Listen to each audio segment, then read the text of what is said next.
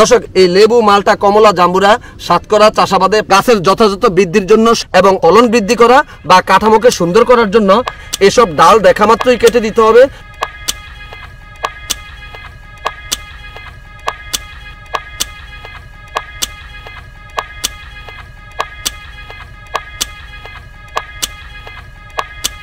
এবং পেস্ট আপনারা এই কাটা স্থানে এভাবে লাগিয়ে দিবেন। লেবু জাতীয় ফলের চারা গাছে অতিরিক্ত প্রুনিং করা ঠিক নয়, কারণ এতে ফল আসতে দেরি হয়। গাছ লাগানোর 2 থেকে 3 বছরের মধ্যে এবং প্রথম 6 থেকে 7 বছর।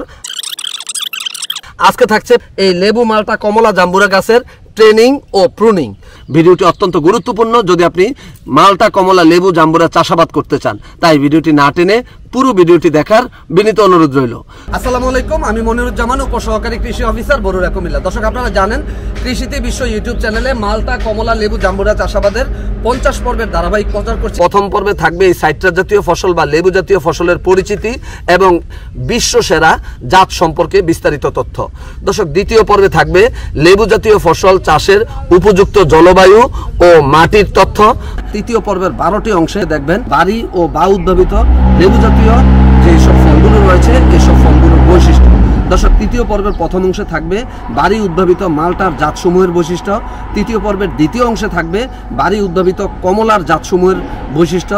তৃতীয় পর্বের তৃতীয় অংশে থাকবে বাড়ি উদ্ভাবিত লেবুর জাতের বৈশিষ্ট্য। তৃতীয় পর্বের চতুর্থ অংশে থাকবে বাড়ি উদ্ভাবিত কাগজি লেবুর জাতের বৈশিষ্ট্য। তৃতীয় পর্বের পঞ্চম অংশে থাকবে বাড়ি উদ্ভাবিত সিডলেস লেবুর জাতের বৈশিষ্ট্য। তৃতীয় পর্বের ষষ্ঠ অংশে থাকবে বাড়ি উদ্ভাবিত মিষ্টি লেবুর জাতের বৈশিষ্ট্য। তৃতীয় পর্বের সপ্তম অংশে থাকবে বাড়ি উদ্ভাবিত জারা লেবুর জাতের বৈশিষ্ট্য। তৃতীয় পর্বের অষ্টম অংশে থাকবে বাড়ি উদ্ভাবিত বাতাবি লেবু বা জাম্বুরা জাতের বৈশিষ্ট্য। তৃতীয় পর্বের নবম অংশে থাকবে বাড়ি উদ্ভাবিত শতকরা জাতের বৈশিষ্ট্য। তৃতীয় পর্বের দশম অংশে থাকবে বাংলাদেশ কৃষি বিশ্ববিদ্যালয় বাউ কর্তৃক উদ্ভাবিত মালটার জাতের বৈশিষ্ট্য। তৃতীয় পর্বের 11তম অংশে থাকবে বাংলাদেশ কৃষি বিশ্ববিদ্যালয় বাউ কর্তৃক উদ্ভাবিত লেবু ও কাগজি লেবুর জাতের বৈশিষ্ট্য। তৃতীয় পর্বের 12তম অংশে থাকবে বাংলাদেশ কৃষি বিশ্ববিদ্যালয় বাউ কর্তৃক উদ্ভাবিত জাম্বুরা বা বাতাবি লেবুর জাতের বৈশিষ্ট্য। দর্শক, চতুর্থ পর্বে দেখবেন লেবু জাতীয় ফলের বংশ বিস্তার পদ্ধতি। দর্শক, পঞ্চম পর্বে দেখবেন গ্রাফটিং বা জোর কলম পদ্ধতিতে লেবু জাতীয় ফসলের চারা উৎপাদন কৌশল। দর্শক, ষষ্ঠ পর্বে দেখবেন চোখ কলম বা টি বার্ডিং পদ্ধতিতে লেবু জাতীয় ফসলের চারা উৎপাদন কৌশল। দর্শক, সপ্তম পর্বে দেখবেন ক্লেপ গ্রাফটিং বা 500 জোর কলম পদ্ধতিতে লেবু জাতীয় ফসলের চারা উৎপাদন কৌশল।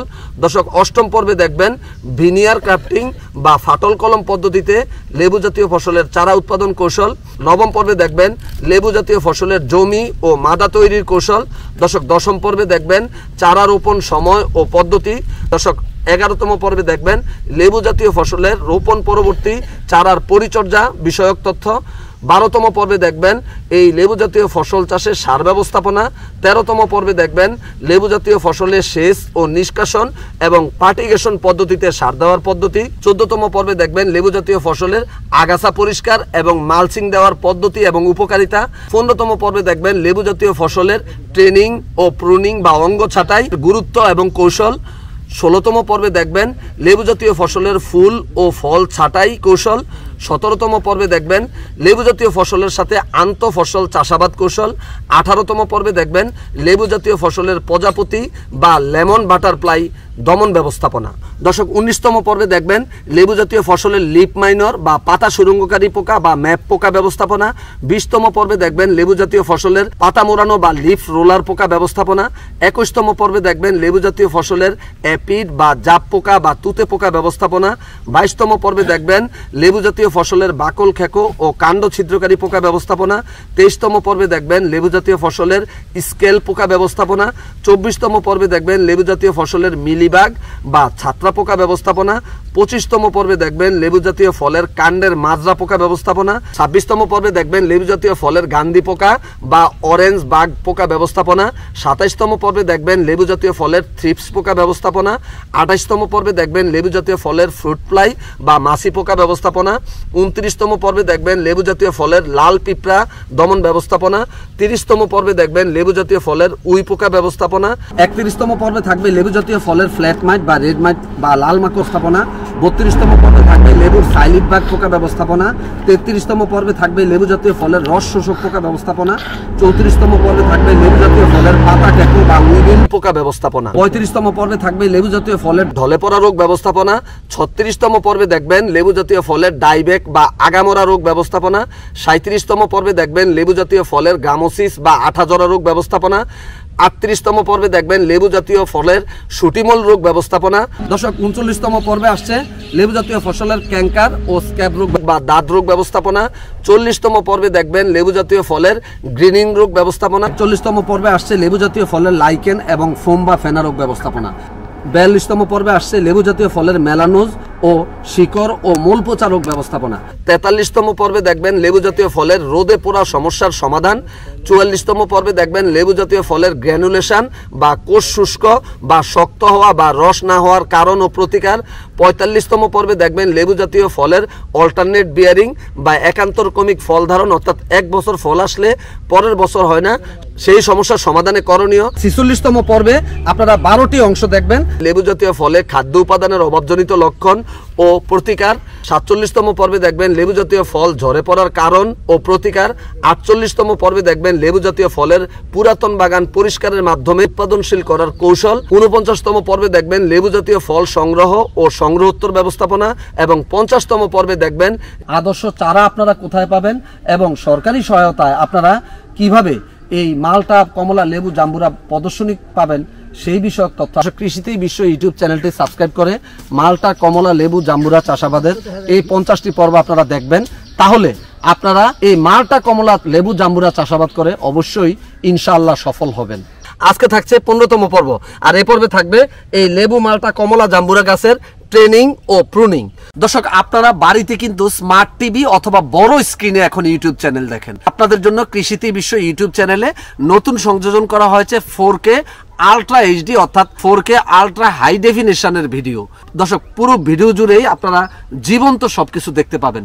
দর্শক, কৃষিতে বিশ্ব ইউটিউব চ্যানেলে পরামর্শমূলক 6 শতাধিক ভিডিও রয়েছে, সর্বশেষ পরীক্ষিত কৌশল এবং 4th জেনারেশনের কীটনাশক, রোগনাশক এবং হরমোন বা ভিটামিনের তথ্য আপনারা জানতে পারবেন 30টিরও অধিক জৈব বালাইনাশক তৈরির কৌশল।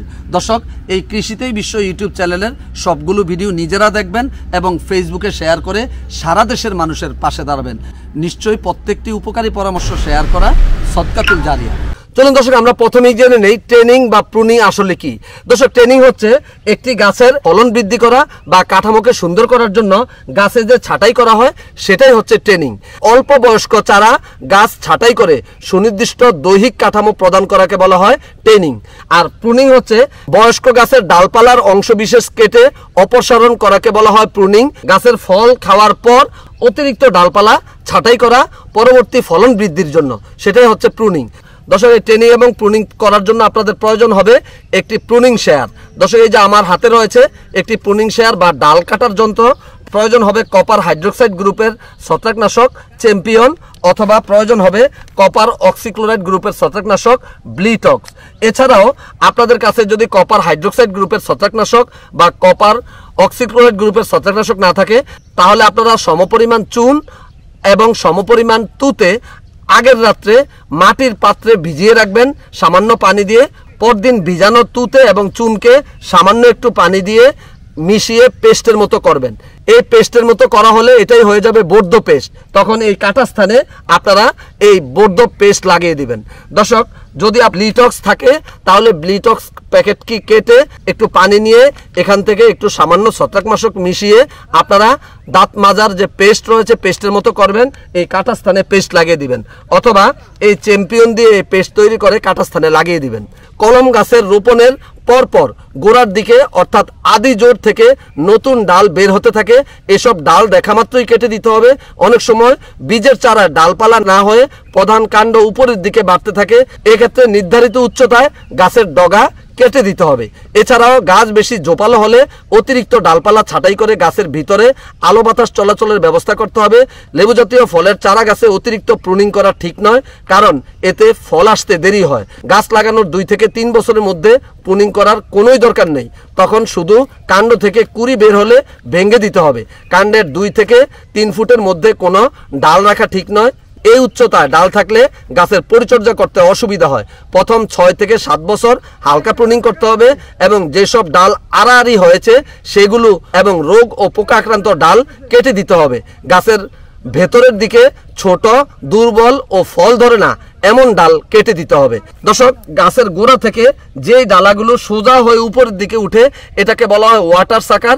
এই ওয়াটার সাকার হচ্ছে এই লেবু জাতীয় ফলের আগাছা। এই রকম ডাল দেখা মাত্রই কেটে দিতে হবে। বয়স্ক ওয়াটার সাকার কাটলে গাছের ক্ষতি হতে পারে, তাই বয়স্ক ওয়াটার সাকার কাটাও ঠিক নয়। এই ওয়াটার সাকারে সেকেন্ডারি এবং টার্সিয়ারি যেসব শাখাগুলো বের হয় পরবর্তীতে এই শাখায় কিন্তু ফল হয়ে থাকে। একবার অতিরিক্ত প্রুনিং না করে অল্প অল্প করে প্রুনিং করা উত্তম। শীতের প্রথম দিকে শেষ পর্যন্ত ছাঁটাইয়ের উপযুক্ত সময়। দর্শক, এরকম যদি ছোট কুড়ি হয় সেটা নখ দিয়েই অপসারণ করা যায়, সেটার জন্য এরকম প্রুনিং শেয়ারের কোনো প্রয়োজন নাই। শক্ত ডাল কাটার জন্য এরকম ধারালো শিকেচার দিয়ে ছাঁটাই করতে হবে বা প্রুনিং শেয়ার দিয়ে দা দিয়ে ছাঁটাই করলে ডাল ফেটে যাওয়ার সম্ভাবনা থাকে। তাই দা দিয়ে কোনো অবস্থাতেই এই লেবু জাতীয় ফল কিংবা যে কোনো ফলেরই ট্রেনিং বা প্রুনিং করা উচিত নয়। দর্শক, ছাঁটাই করার পর এই কাটা অংশে আপনারা কপার হাইড্রোক্সাইড গ্রুপের ছত্রাকনাশক চ্যাম্পিয়ন অথবা কপার অক্সিক্লোরাইড গ্রুপের ছত্রাকনাশক ব্লিটক্স অথবা বর্ধ পেস্ট অথবা আলকাত্রার পলেপ দিয়ে দিবেন। তাহলে এই কাটা স্থান দিয়ে কোনো ছত্রাক বা ব্যাকটেরিয়ার আক্রমণ হবে না এবং রোগ জীবাণু গাছে প্রবেশ করবে না এবং আপনি যে ডালটি কাটছেন এই ডালটি শুকিয়েও যাবে না। দর্শক, শেষ করব 16তম পর্বে আসছে লেবু, মালটা, কমলা, জাম্বুরা সাতকরা গাছের ফুল ও ফল ছাঁটাই ব্যবস্থাপনা। সুতরাং 16তম পর্বটি দেখার আমন্ত্রণ জানিয়ে শেষ করছি আজকের 15তম পর্ব। আল্লাহ হাফেজ। দর্শক, কৃষিতে বিশ্ব ইউটিউব চ্যানেলে বাংলাদেশের সকল ফল ফসল, বাংলাদেশের চাষযোগ্য সকল ফল ফসলের চাষাবাদ সম্বলিত প্রায় 6 শতাধিক ভিডিও রয়েছে। প্রত্যেকটি ভিডিও আধুনিক প্রযুক্তি নির্ভর, যেটি বাংলাদেশ কেন সারা পৃথিবীর কোনো ইউটিউব চ্যানেলেই পাবেন না। তাই কৃষিতে বিশ্ব ইউটিউব চ্যানেলটি এভাবে সাবস্ক্রাইব করে পাশে থাকা বেল আইকনটিতে অল ক্লিক করে সবগুলো ভিডিও নিজে দেখবেন এবং আগেই আপনি সর্বাধুনিক কৃষি প্রযুক্তিগুলো জেনে উপকৃত হবেন। ভিডিওগুলো শেয়ার করে সারা দেশের মানুষের পাশে দাঁড়াবেন। এভাবে একটি একটি করে প্রযুক্তি ছড়িয়ে যাবে সারা দেশের কৃষক ভাইদের কাছে।